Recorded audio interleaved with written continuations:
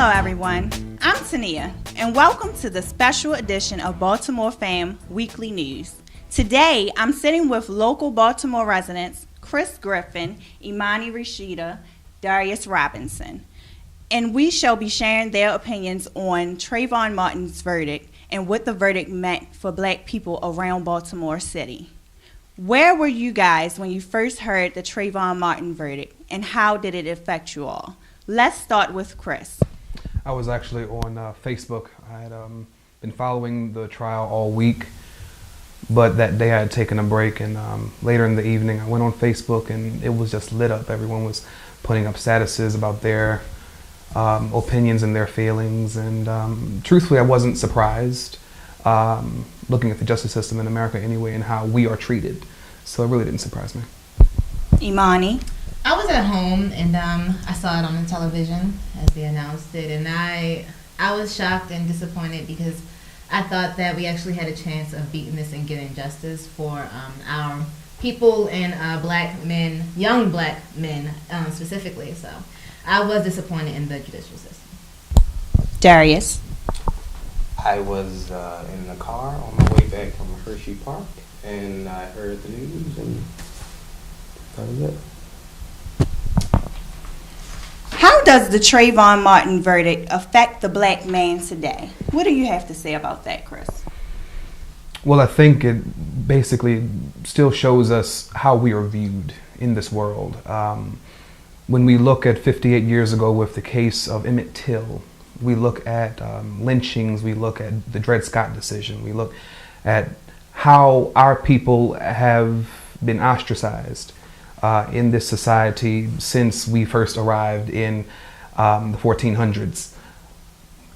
Not much has changed. The chains may not be physical, but they're definitely mental. We can definitely see that the system that we're in still strives to keep those chains on us in whatever way they can. Looking at how we are paid on our jobs, looking at our neighborhoods. And then of course with this verdict we see that the system really does not care. Even with the Constitution, we are still listed as 3/5 of a human being. So if we're still listed in the Constitution of this country as such, how would one think that we could even get real justice at all? Imani? I think Chris hit it on the nose. I think that as far the question is, how does it affect the Black man today? Like he said, nothing has changed, but I think it was delivered to us sugar-coated. So they made us believe that something has changed and gave us a Black president and kind of said, here you go, here's your justice. And so I think now that we look at that, we have to understand that it was a lie and understand how we must, or how Black people in general, but we're talking about Black men, how we must present ourselves and how we must respect ourselves and show that we are worth the justice that we need. You have any thoughts to add, Darius? I think we definitely took a step backwards as far as a whole in the Black community, period. Because I thought we were getting somewhere as far as the Obama election and everything, but as far as this case and everything, it just totally shows how things are just messed up and should just be totally threw out and done over, but we'll see. How does the Black man's plight affect the Black woman? Chris? From a personal standpoint, I know as a young Black man that was raised by a single Black mother, looking at a country that strives to keep minority families separated, looking at the prison industrial complex, how so many of our young Black men are actually being raised either in the street or in the jail. When you live in a society that does not give you too many opportunities and you have to start making them for yourself, even if it means going against the law, you then risk either living on the run or being caught. As a Black man, you try to do the best you can for your family. And then when you are then separated from your family the same way that our ancestors were separated at slave auctions, You know, now you have mothers taking care of their children on their own, working numerous jobs, and then children raising themselves. So when you have the black man separate from his family, you then take that patriarch away. You take that male influence. You take that father figure, that husband from the family.